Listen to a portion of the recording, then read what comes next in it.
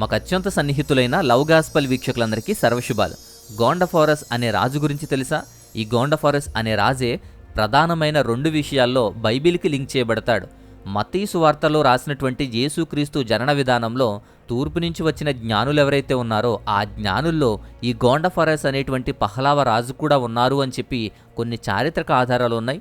అలాగే యేసుక్రీస్తు వారి అపోస్తుల్లో ఒకరైనటువంటి అపోస్తుడైన తోమా గురించి, తోమా ఇండియా సందర్శించే సమయంలో గోండఫోరస్కు సంబంధించిన ఒక కనెక్షన్ కూడా ఉంది అని చెప్పి చరిత్రక గ్రంథాల్లో కూడా మనం చూస్తాం. ఇలా ఈ 2 విషయాలు కూడా నిజమా కాదా? యేసుక్రీస్తు వారు జన్మించిన సమయంలో తూర్పు దేశాల నుంచి, ముఖ్యంగా భారతదేశం నుంచి వచ్చిన రాజు ఇతనేనా? అసలు ఏంటి దీని కనెక్షన్ అనేది పూర్తిగా చూద్దాం. ఇంకొక విషయం, అన్యులు తోమా ఇండియా రాలేదు అంటారు, గోండఫోరస్ రాజు అసలు లేనే లేడు భారతదేశంలో అంటారు. అసలు భారతదేశ చరిత్ర ఏంటి, గోండఫోరస్ అనేటువంటి వ్యక్తి ఎక్కడున్నారు, దానికి సంబంధించిన ఆధారాలు ఏంటి, ఇవన్నీ కూడా మనం చూద్దాం. గోండఫోరస్ వాయువ్య భారతదేశానికి ఇండో పార్థియన్ కింగ్. క్రీస్తు శకం 19-20 శతాబ్దంలో పార్థియన్ సామ్రాజ్యం నుండి స్వతంత్రం పొందారు. ఆ స్వతంత్రం పొందిన ఆ సామ్రాజ్యమే గోండఫోరస్ ఇండో పార్థియన్ సామ్రాజ్యాన్ని స్థాపించాడు. క్రీస్తు శకం 19 నుంచి 46 వరకు కూడా పరిపాలించాడు. డ్రాంగియానా, అరసోచియా, గాంధార, పంజాబ్ ఇలాంటి ప్రాంతాలైనటువంటి విస్తారమైన భూభాగాన్ని ఈయన ఇండో పార్థియన్ సామ్రాజ్యంగా స్థాపించాడు. ఇది ప్రస్తుతం ఉన్నటువంటి ఇరాన్, ఆఫ్ఘనిస్తాన్, పాకిస్తాన్, పంజాబ్ లాంటి వాటిని కవర్ చేశాడు. అతని రాజధాని పంజాబ్ ప్రాంతంలో ఉన్నటువంటి, అంటే ప్రస్తుతం ఇస్లామాబాద్లో ఉన్నటువంటి ఒక ప్రాముఖ్యమైనటువంటి నగరం తక్షశిల. తక్షశిలను రాజధానిగా చేసుకుని రాజ్యాన్ని పరిపాలించాడు. రాజుల రాజు అని పర్షియన్ బిరుదును కూడా స్వీకరించాడు. అయితే ఇతని కాలంలో వెండి నాణాలు, రాగి నాణాలు కూడా ముద్రించాడు. రాజ్యం అంతా కూడా అక్కడక్కడ ఇవి కనుగొనబడ్డాయి కూడా. ఈ గోండఫోరస్ అనే రాజు బైబిల్కి సంబంధించిన కనెక్షన్ ఏంటి అని చూస్తే, భారతదేశానికి మాత్రమే కాకుండా ప్రపంచ చరిత్రకు రాజు గోండఫోరస్ను అత్యంత ప్రాముఖ్యమైన వ్యక్తిగా చేసింది ఏంటి అంటే ప్రధానమైనవి 2 విషయాలు. 1 క్రీస్తు జననం, 2 భారతదేశానికి అపోస్తుడైన తోమా సందర్శన. ఈ 2 విషయాలు కూడా గోండఫోరస్ రాజును ప్రపంచానికి తెలియచేసేటువంటి వ్యక్తిగా తెలియజేసింది. యేసుక్రీస్తు వారి జనన సమయం గురించి చూస్తే, యేసుక్రీస్తు వారిని సందర్శించినటువంటి 3 మ్యాగీస్లో, జ్ఞానుల్లో ఒకరుగా కొనియాడబడుతున్న కాస్పర్ లేదా గాస్పర్ అనేటువంటి ఒక రాజున్నాడు. మెల్కియర్, బెల్కియర్, కాస్పర్ అనేటువంటి రాజులుగా, వారు యేసును సందర్శించిన వ్యక్తులుగా కొన్ని ఆధారాలను బట్టి చెబుతారుగా.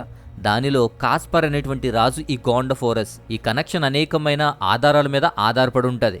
ఇక గోండఫోరస్ అనేటువంటి పేరు కూడా భాషా సాంప్రదాయాన్ని బట్టి పరివర్తన చెందింది. అర్మేనియన్ భాషలో గాస్టఫర్ అని రాశారు దాన్ని. అర్మేనియన్ భాష నుంచి ఈ గాస్టఫర్ అనేది పాశ్చాత్య భాషలో కాస్పర్ అని అనువదించారు. అపోక్రిపల్ గ్రంథాలు కానీ, తూర్పు క్రైస్తవ సాంప్రదాయాలు కానీ ఈ కాస్పర్ అనేటువంటి వ్యక్తిని, ఈ గోండఫోరస్ రాజుని యేసుక్రీస్తు వారిని సందర్శించడానికి హాజరైనటువంటి వ్యక్తుల్లో ఒకరుగాను, అతను పర్షియా కోశాధికారిగా ఉండేవాడు. పర్షియా సామ్రాజ్యంలో కోశాధికారిగాను, ఆ తర్వాత విభజించబడిన తర్వాత అతను రాజుగాను ఉన్నాడు అని చెప్పి పర్షియా కోశాధికారిగా, రాజుగా ఇతన్ని వ్యక్తీకరిస్తారు. గోండఫోరస్ పరిపాలించిన టైంలో కూడా క్రీస్తు శకం 20 నుంచి 46 వరకు కూడా అతను తగిన కాల పరిమితిలోనే ఆ టైంలో ఉండడాన్ని బట్టి ఈ థియరీ అనేది ఇంకా స్ట్రాంగ్ అవుతుంది. సో థియాలజిస్టులు అనేకమైన విషయాలు వీటి గురించి చర్చిస్తున్నారు. అయితే కొందరు అపోజ్ చేస్తున్నారు, కొందరు దీన్ని సపోర్ట్ చేస్తున్నారు. అయితే భారతదేశం నుంచి వచ్చినటువంటి మ్యాగీలలో జ్ఞానుల్లో ఒకరు అని చెప్పి ఆయన తెలియచేయబడుతున్నాడు. ఈ గోండఫోరస్కు సంబంధించిన 2వ విషయం అపోస్తుడైన తోమా గురించి. తోమాకు ఈ గోండఫోరస్ వల్లే భారతదేశానికి వచ్చాడు అనేటువంటి ఒక కథనం. ప్రారంభ క్రైస్తవ చరిత్రలో తోమాకు ఈ గోండఫోరస్కు మధ్య అత్యంత బలమైన కథల్లో ఇది కూడా ఒకటి. 3వ శతాబ్దపు ప్రారంభ సిరియా గ్రంథమైనటువంటి యాక్ట్స్ ఆఫ్ థామస్లో కూడా ఈ విషయాలన్నీ కూడా భద్రపరచబడ్డాయి. అపోక్రిపల్ అయినప్పటికీ కూడా ఇది చరిత్రపరంగా కూడా విలువైందిగా పరిగణిస్తారు. ఈ యాక్ట్స్ ఆఫ్ థామస్ ప్రకారం యేసుక్రీస్తు వారు ఆరోహణమైన తర్వాత అపోస్తుల మిషనీ పరిచర్యలు అనేక మంది చీట్ల ద్వారాను, ప్రత్యక్షత ద్వారాను, దర్శనాల ద్వారాను వారు సమావేశమయ్యి అనేక ప్రాంతాలకు సువార్తకు వెళ్తున్నారు. అలా భారతదేశానికి తోమాను నియమించారు. కానీ అతను వెళ్ళడానికి ఇష్టపడలేదు, వెళ్ళలని మారం చేశాడు. థామస్ను ప్రోత్సహించడానికి యేసుక్రీస్తు వారే దర్శన రూపంగా కనిపించి థామస్తో మాట్లాడి, భయపడొద్దు, భారతదేశానికి వెళ్ళి ప్రకటించి నేను నీతో ఉన్నానని చెబుతారు. అలా మొండి పట్టుదల కలిగిన అపోస్తులుడిగా పేరున్నాడు. అలాంటి వ్యక్తిని భారతదేశానికి సిద్ధం చేశారు. తర్వాత హబ్బాన్ అనేటువంటి వ్యక్తి, అంటే అవాన్ అని కూడా పిలుస్తారు, అబ్బాన్ అనేటువంటి ఒక వ్యాపారికి కనిపిస్తాడు. ఈ అబ్బాన్ అనేటువంటి వ్యక్తి ద్వారానే భారతదేశానికి తోమా వచ్చాడు. గోండఫారోస్ అనేటువంటి రాజు ఈ అబ్బాన్ని నైపుణ్యం కలిగినటువంటి ఒక కోట నిర్మించడానికి నిర్మాణదారుణ్ణి కనుగొనాలి అని చెప్పి పంపిస్తాడు. అలా వచ్చిన హబ్బాన్ అనేటువంటి వ్యాపారవేత్తకి ఈ థామస్ 20 వెండి నాణాల ముక్కలకు బానిసగా విక్రయించబడతాడు. థామస్ను భారతదేశానికి తీసుకెళ్లేలా చూసుకోవడానికి వ్యాపారికి ఇలాంటి అమ్మకం జరుగుద్ది. ఆ తర్వాత అతన్ని బట్టి భారతదేశానికి వస్తాడు. గోండఫోరస్ అనేటువంటి రాజు థామస్కు రోమన్ చక్రవర్తుల రాజభవనాలకు పోటీగా ఒక అద్భుతమైనటువంటి రాజభవనాన్ని నిర్మించమని అప్పగిస్తాడు. థామస్ ఆ ఆజ్ఞను అంగీకరించి రాజు యొక్క ఖజానా నుంచి గణనీయమైన నిధులు కూడా పొందుతాడు. అయితే రాజభవనాన్ని నిర్మించడానికి బదులు థామస్ ఆ డబ్బును పేదలకు, రోగులకు పంపిణీ చేస్తూ, లేములో ఉన్నవారికి సహాయం చేస్తూ, యేసుక్రీస్తు వారి నామంలో వారిని ఆశీర్వదిస్తూ దేవుణ్ణి ప్రకటిస్తూ ఉండేవాడు. అలా వారాల తడబడి ఆ పని జరిగిస్తూ ఉండగా తనిఖీ చేయడానికి వచ్చినటువంటి రాజు ఈ మోసాన్ని కనుగొన్నప్పుడు రాజభవనం ఉండాల్సిన చోట ఖాళీ స్థలం మాత్రమే కనబడుతుంది అని చెప్పి అది చూసి రాజు కోపం తెచ్చుకుంటాడు. అలా కోపం తెచ్చుకుని అపోస్తులుడైనటువంటి ఈ తోమాను, అలాగే వ్యాపారి అయినటువంటి హబ్బాను ఇద్దరినీ కూడా జైల్లో పెడతాడు. అయితే ఈ గోండఫోరస్ ఇంటిలో ఒక పరిస్థితి జరుగుతుంది. రాజైనటువంటి ఈ గోండఫోరస్ యొక్క సహోదరుడు గాద్ అనేటువంటి వ్యక్తి చనిపోతాడు. అద్భుతంగా ఈ వ్యక్తిని ఈ తోమ బ్రతికిస్తాడు. మరల అద్భుతంగా తిరిగి బ్రతికించడాన్ని బట్టి వారంతా కూడా ఆశ్చర్యపడతారు. చనిపోయిన ఆ వ్యక్తి ఒక అద్భుతమైన, శాశ్వతమైన, మహిమాన్వితమైనటువంటి ఒక రాజభవనాన్ని చూశాను అని చెప్పి రాజుకు వెల్లడి చేస్తాడు. అలా తోమ తను చేసినటువంటి పనుల ద్వారా పేదలకు నిర్మిస్తున్న రాజభవనం అదే అని చెప్పి, అలా మనం చేసేటువంటి మంచి పని వల్ల, పేదలకు చేసే సహాయం వల్ల మన పరలోక ధనం సమకూర్చబడి అక్కడ రాజభవనం మనకు వస్తుంది అని చెప్పి దాన్ని బట్టి సువార్త చేయడం ప్రారంభించాడు. అలా గోండఫోరస్ అనే రాజు మారడం, రాజు కుటుంబీకులందరూ యేసుక్రీస్తు సువార్త వినడం అనేది పరిపూర్ణంగా వారు ఆసక్తి చెందారు. అలా వారిని పరిపూర్ణంగా యేసుక్రీస్తు వారి సువార్త మార్చింది, పరివర్తన చెందడానికి సహాయం చేసింది, దేవునిలోకి మారడానికి కూడా దారితీసింది. గోండఫోరస్ అనే రాజు, అతని సహోదరుడు కూడా ఈ తోమా చేత బాప్తిజం కూడా పొందుతారు. తక్షీలా అనేటువంటి ప్రాంతంలోనే బాప్తిజం పొందారు. అంతేకాదు మొత్తం ఆస్థానము, రాజు కుటుంబకులందరూ కూడా క్రైస్తవ్యాన్ని స్వీకరించారు, క్రీస్తు సువార్తను అంగీకరించారు. తర్వాత తోమాతో ఈ రాజు, అతని కుటుంబకులు, వారి ఇంటి వారంతా కూడా యూకారిస్ట్ జరుపుకుంటారు. ఇండో పార్థియన్ రాజ్యంలో, ఆ కింగ్డంలో అధికారికంగా క్రైస్తవ ఆరాధనలు స్థాపించారు, క్రైస్తవ ఆరాధనలు ప్రారంభించారు. క్రీస్తు శకం 1వ శతాబ్దంలోనే అపోస్తుడైన తోమా ద్వారా గోండఫోరస్ రాజ్యంలో క్రీస్తును ప్రకటించారు. అధికారికంగా క్రైస్తవ ఆరాధనలు అక్కడ జరిగాయి. తక్షీలా అనేటువంటి ప్రాంతంలోనే, గోండఫోరస్ ఆస్థానంలోనే ఇలా దేవుని యొక్క మిషన్ అనేది ప్రారంభించబడింది.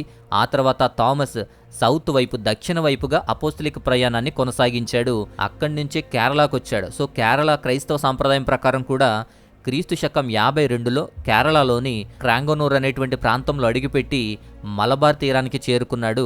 అక్కడ వేరే విషయం. ఇలా కేరళకు వచ్చేంత వరకు కూడా గోండఫోరస్ రాజ్యంలోనే అపోస్తుడైనటువంటి తోమ పరిచర్య చేశాడు.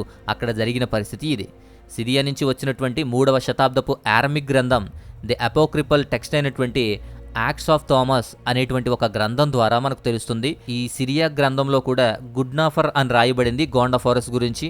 ఈ గోండఫోరస్ అనేది గుడ్నాఫర్ లేదా వింతాఫర్ అని గ్రీకు వెర్షన్గా నమ్ముతారు. అయితే ఈ బైబిల్కి సంబంధించి మరింత బలపరిచే విషయం ఏంటి అంటే, జాన్ ఆఫ్ హెల్లేషిమ్ అని రాసినటువంటి హిస్టోరియా ట్రీటమ్ రెగమ్ అనేటువంటిది, అంటే 3 కింగ్స్ అనేటువంటి ఒక హిస్టరీ, 3 రాజుల చరిత్ర అనేటువంటి ఒక మిడిల్ ఏజ్కి సంబంధించిన మధ్యయుగ క్రైస్తవ గ్రంథాల్లో కింగ్ కాస్పర్ యొక్క కింగ్డమ్ పేరు అగ్రిసిల్లా అని ప్రస్తావించబడింది. అగ్రిసిల్లా అనేది తక్షీలా లేదా తక్షశిల అనే పదం యొక్క వికృతి రూపం అని చెప్పి చెబుతున్నారు.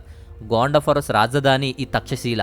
తాక్షీలకు సంబంధించిన మధ్యయుగ సూచనలు కూడా మనోహరంగా ఉంటాయి. The apocryphal acts of Saint Thomas అనేటువంటి గ్రంథంలోనే ఉత్తర భారతదేశానికి గోండఫోరస్ అనేటువంటి రాజున్నాడు అని, ఆ రాజధాని తక్షశిల, సింధు నదిలో ప్రయాణించి అక్కడి నుంచి దక్షిణ భారతదేశానికి బయలుదేరి కేరళలో ముజీరీస్ అనేటువంటి వాడరేవులో దిగుతారు అని చెప్పి గ్రంథం తెలియజేస్తుంది. ఇక్కడ ఆసక్తికరమైన విషయం ఏంటి అంటే, ప్రారంభ క్రైస్తవుల గ్రంథాల ప్రకారం కూడా భారత ఉపఖండాన్ని సందర్శించినట్లు చెప్పబడేటువంటి అపోస్తుడు తోమా మాత్రమే కాదు, మరో 2 కూడా ఉంటారు. 3వ శతాబ్దపు క్రైస్తవ చరిత్రకారుడైనటువంటి యూసిబీషియస్ ఆఫ్ సిజేరియన్ అనేటువంటి చరిత్రకారుడు కూడా తన గ్రంథం the apocryphal acts of Andrew అనేటువంటిది, ఆంద్రేయాకు సంబంధించిన ఒక సువార్తను రాస్తాడు. ఆంద్రేయ కూడా భారతదేశం మీదుగానే వెళ్ళాడు అని, పార్థియన్స్కి సిథియన్స్కి కూడా సువార్త ప్రకటించడానికి అంద్రేయ వచ్చాడు అని చెప్పి సెయింట్ ఆండ్రూ గురించిన విషయాలు కూడా ప్రస్తావించబడ్డాయి. అలాగే మధ్య ఆసియాకు చెందినటువంటి మిషన్ గురించి కూడా రాశారు. తర్వాత మధ్య ఆసియాలో నగరాలకు వెళ్ళేటప్పుడు అతను ప్రస్తుతం ఆఫ్ఘనిస్తాన్, పాకిస్తాన్ గుండా వెళ్ళాడు అని చెప్పి చెబుతారు. అలాగే యూసిబీసియస్ ఆఫ్ సిజారియా అండ్ సెయింట్ జెరోమ్ ఇద్దరూ కూడా భారతదేశానికి సెయింట్ బర్తలోమియో మిషన్ గురించి మాట్లాడతారు. అలా భారతదేశం మీదుగా వెళ్ళిన వాళ్ళు, భారతదేశంలో సువార్త చేసి వెళ్ళిన వారు కూడా ఆంద్రేయ, బర్తలోమియో ఇద్దరు గురించి కూడా ప్రస్తావించబడ్డారు. అయితే గోండఫోరస్ అనేటువంటి రాజు గురించి, అతని ఆస్థానంలో తోమా యొక్క కథ గురించి కూడా చాలామంది అంగీకరించరు, పురాణంగా కొట్టేస్తారు. అయితే 1834 నుంచి గోండఫోరస్ అనేటువంటి రాజు నిజంగా ఉన్నాడని, అతను తోమాకు సమకీలుడుగా ఉన్నారు అని చూపించడానికి అనేకమైన నాణాల రూపంలో చూపించే నాణాల ఆధారాలు ఉన్నాయి. అనేక మంది చరిత్రకారులు, ఇతిహాస గ్రంథాలు ఇలాంటివన్నీ కూడా చాలా ఉన్నాయి. వాటినన్నింటినీ కూడా పరిశీలిస్తున్నారు. అదనంగా వీటికి పాట్రిస్టిక్ గ్రంథాలు కూడా మద్దతునిస్తాయి. సెయింట్ ఎఫ్రీమ్ అని చెప్పి థామస్ భారతదేశంలో చనిపోయాడు అని చెప్పి ధృవీకరించాడు. అతని అవశేషాలు ఎడిసాకు బదిలీ చేశారు. 2వ శతాబ్దానికి చెందిన అపోస్తుల సిద్ధాంతాలు కూడా తోమా భారతదేశం యొక్క సువార్త ప్రకటన గురించి ప్రస్తావించాయి.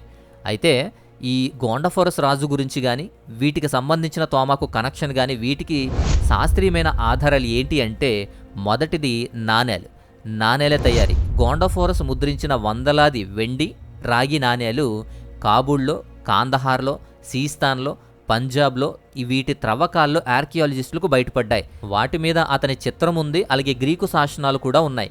ఈ నాణాలు అతన్ని పార్థియన్ సైనిక సాంప్రదాయాలకు అనుగుణంగా గుర్రపు స్వారీగా చిత్రీకరించాయి. అలాగే ఈ నాణేలు అనేకమైనవి వీటి కనెక్షన్ గురించి, గోండఫోరస్ రాజు గురించి నిజాన్ని తెలియజేస్తున్నాయి. తర్వాత రెండవది ఇక్తియి బాహిమ్ అనేటువంటి ఒక శాసనం కూడా. ఇక్తియి బాహిమ్ అని చెప్పి పాకిస్తాన్లో మార్దాన్ సమీపంలో బౌద్ధాశ్రమంలో క్రీస్తు శకం 46లో ఒక శిలా శాసనం గోండఫోరస్ గురించి స్పష్టంగా వ్రాయబడింది. ఈ గోండఫోరస్ 26వ సంవత్సరంలో జరిగిన పాలన గురించి వ్రాసినటువంటి శాసనం. అది ఖచ్చితమైనటువంటి సమయాన్నిచ్చి అతని యొక్క కాలాన్ని నిర్ధారించింది. రాజ్యము, వాయువ్య భారత స్థానాన్ని కూడా కరెక్ట్ అయినటువంటి పొజిషన్లో దాన్ని తెలియజేస్తుంది. తర్వాత మూడవది తక్సీలాలో జరిగినటువంటి ఆర్కియాలజికల్ ఫైండింగ్స్. గోండఫోరస్ రాజధాని అయినటువంటి తక్సీలాలో పురావస్తు పరిశోధనలలో అతని కాలం నాటి నిర్మాణాలు కానీ, కళాఖండాలు కానీ చాలా విషయాలు బయటపడ్డాయి. ఇవి థామస్ చట్టాల్లో వివరించినటువంటి పట్టణ కేంద్రాలు కూడా వీటిని ధృవీకరిస్తున్నాయి. ఇవి కాకుండా అడిషనల్గా ఉదయ్పూర్ శాసనం కూడా ఈ కాలంలో ఈ ప్రాంతంలో ఇండే పార్థియన్ పాలన గురించి ఒక విషయాలు తెలియచేస్తుంది. విస్తృతమైన నాణాలు పంపిణీ చేయడం కానీ, వాయువ్య భూభాగాలు అంటే భారతదేశ తూర్పు తీరానికి అనుసంధానించేటువంటి వాణిజ్య మార్గం నెట్వర్క్ని కూడా తెలియచేసేటువంటి శాసనం అది. అలాగే సాంస్కృతిక రచనలు సిథియన్స్ ద్వారా కూడా మనకు తెలియచేసేది. ఇది సామ్రాజ్య శక్తికి చిహ్నంగా మారింది అని చెప్పి, అంటే జర్మనీ సామ్రాజ్యం, రష్యన్ సామ్రాజ్యం, ఇరాన్, భారతదేశాలకు ఒక మార్గాన్ని కూడా కనుగొనే విషయాలు. అలాగే భారతదేశంలో పురాతనమైన 2 తలల గద్ద సిర్కాఫ్ అంటారు. ఇది తక్షశిల సమీపంలో దొరికింది. అక్కడ ఉన్న బౌద్ధ స్తూపం మీద శాకాకాలం నాటిది అని చెప్పి ఇది కనుగొన్నారు. గండబేరుండ అనేటువంటి 2 తలలు ఉన్నటువంటి ఒక గ్రద్ద. ఇది కర్ణాటకలో కూడా ప్రతి చోట కనిపిస్తూ ఉంటుంది. ఒకప్పుడు విజయనగర పాలకులు, మైసూరు వడియార్లు వీటిని చిహ్నంగా వాడేవారు. అలాగే ఈరోజు కర్ణాటక రాష్ట్రం కూడా అధికారిక చిహ్నం కూడా అదే. కర్ణాటక రోడ్ ట్రాన్స్పోర్ట్ యొక్క బస్సుల్లో కూడా దీన్ని చూస్తాం. అలాగే అనేకమైన అఫీషియల్ విషయాల్లో కూడా ఈ గండబేరుండ చిహ్నంతో ఉండినటువంటి విషయాలను చూస్తాం. అది తక్షశిలలో బౌద్ధ స్తూపం మీద దొరికినటువంటి విషయం. ఇక శాకా పాలకులు సాంస్కృతిక భాషకు గొప్ప పోషకులుగా కూడా ప్రసిద్ధి చెందారు. పురాతన సాంస్కృతిక శాసనాల్లో కూడా 2 మధురలోని ఉత్తర సత్రం సోడాసా యొక్క మోరగోడ శాసనం అని చెప్పి 1వ శతాబ్దపు ప్రారంభంలో ఉండేది.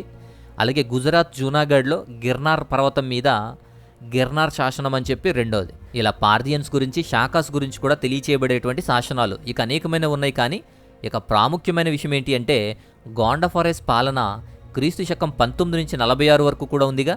పెంతుకొస్తు అనంతరము కూడా మిషనరీ కాలం. అది ఖచ్చితంగా మిషనరీ కాలానికి స్పష్టమైనటువంటి కాలంగాను, దానికి చాలా సపోర్ట్ చేసేటువంటి కాలంగాను కూడా ఉంటుంది. యాక్ట్స్ ఆఫ్ థామస్ అపోక్రిఫల్ అయినప్పటికీ శతాబ్దాల తర్వాత కనిపించలేని చారిత్రక విషయాలన్నిటినీ కూడా ఖచ్చితమైన వివరాలు అందించడానికి ఒక చారిత్రక విషయాలను చెప్పేటువంటి గ్రంథంగా కూడా చూస్తారు. క్రీస్తుపూర్వం 2వ శతాబ్దంలో మౌర్య సామ్రాజ్యం పతనమైపోయిన తర్వాత అనేకమైన గందరగోళాలు, దండయాత్ర కాలానికి దారితీసింది. భారతదేశంలోని ఈ గందరగోళం చుట్టూ గొప్ప ఫలితాన్నే మధ్య ఆసియా నుంచి, పెరీసా నుంచి ప్రజలు భారతదేశంలోనికి ప్రవేశించారు.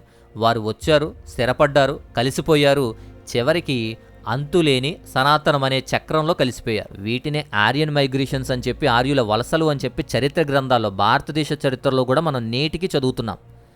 సో ఇలాంటి విషయాలన్నీ చూస్తుంటే పార్థియన్ సామ్రాజ్యం, అక్కడ ఉన్న పరిస్థితులు కానీ, గోండఫోరస్ అనేటువంటి రాజు కానీ నిజంగా ఉనికిలో ఉన్నాడు అని, అతని పురావస్తు ఆధారాలు, తక్షశిల ఆధారాలు, కాయిన్స్ అన్నీ కూడా దొరుకుతున్నాయి.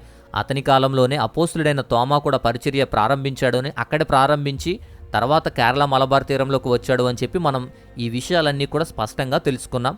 అయితే వీటికి సంబంధించి నేడు కూడా ఈ కేరళ తీరంలో, చెన్నై ప్రాంతంలో కూడా తోమాకు అనేకమైన సాక్ష్యాలు కూడా ఉన్నాయి. అలాగే ఇతని కాలంలోనే ఈ కాస్పర్ అనేటువంటి వ్యక్తే భారతదేశం నుంచి యేసుక్రీస్తు వారిని సందర్శించడానికి తూర్పు దేశాల నుంచి వచ్చినటువంటి జ్ఞానుల్లో ఈయన కూడా ఉన్నారా అనేటువంటి ప్రశ్న మాత్రం ఇక్కడ తలెత్తుతుంది. అయితే ఈ విషయంలో ఆయనే వచ్చారు అనేది బైబిల్ ఆధారంగా చూడలేము, చారిత్రక వాస్తవాలతో చూడలేము. కానీ ఆ టైం ఫ్రేమ్ని బట్టి, అలాగే వచ్చిన విషయాన్ని బట్టి, అలాగే పార్థియన్ సామ్రాజ్యంలోనే విడిపోయిన ఒక రాజ్యంగా వచ్చింది ఇండో పార్థియన్ కాబట్టి, పార్థియన్ కింగ్డంలో కోశాధికారిగా పనిచేసినప్పుడు కూడా వచ్చి ఉండొచ్చు అని, లేదా రాజుగా ఈ పార్థియన్ కింగ్డంలో కాస్పర్గా వచ్చి ఉండొచ్చు అని చెప్పి కొన్ని అనుమానాలు అయితే ఉన్నాయి. అలా జ్ఞానిగా వచ్చిన విషయం అయితే ఖచ్చితంగా మనం చెప్పలేం.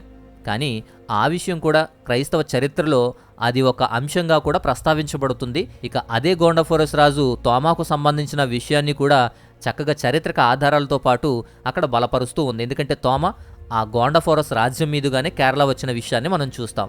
గోండఫోరస్ అనేటువంటి రాజును చరిత్రలో నిలబెట్టాయి, ప్రపంచవ్యాప్తంగా కూడా ఆయన గురించి మాట్లాడుకునేలా చేశాయి. సో ఇది ఈ వీడియోలోని అంశం. గోండఫోరస్ గురించి మీకు క్లియర్గా అర్థమైంది అనుకుంటున్నాను. ఇంకేదైనా సందేహాలున్నా, మీకు ఏదైనా ప్రార్థన అవసరతలున్నా తెలియచేయండి. వాట్సాప్ నంబర్ స్క్రీన్ మీద ఇస్తున్నాం, వాట్సాప్ మాత్రమే చేయండి. అలాగే మా వ్యయ ప్రయాసలకు, మా పరిచర్యలకు సహాయం చేయాలి అనుకున్నా, మీ విలువైన కానుకలు పంపించాలనుకున్నా స్క్రీన్ మీద డీటెయిల్స్ ఇస్తున్నాం. మీ సహాయాన్ని అందించి మా పరిచర్యకు ప్రోత్సాహంగా, మాతో పాలిభాగస్తులుగా ఉండాలి అని చెప్పి కోరుతున్నాం. సో ఈ విషయం అంతా చాలా క్లియర్గా అందించాను. ఇదంతా మీకు అర్థమైతే, నచ్చితే లైక్ చేయండి, ఇతరులకు కూడా మంచిగా షేర్ చేయండి. ఇక మరిన్ని అద్భుతమైన మంచి వీడియోలతో, మంచి టాపిక్స్తో మరల వస్తాను. అంతవరకు దేవాతి దేవుని మహా ఉన్నతమైన కృపా కాపుదల మీ అందరికీ తోడయుండి బలపరచునుగాక. ఆమెన్.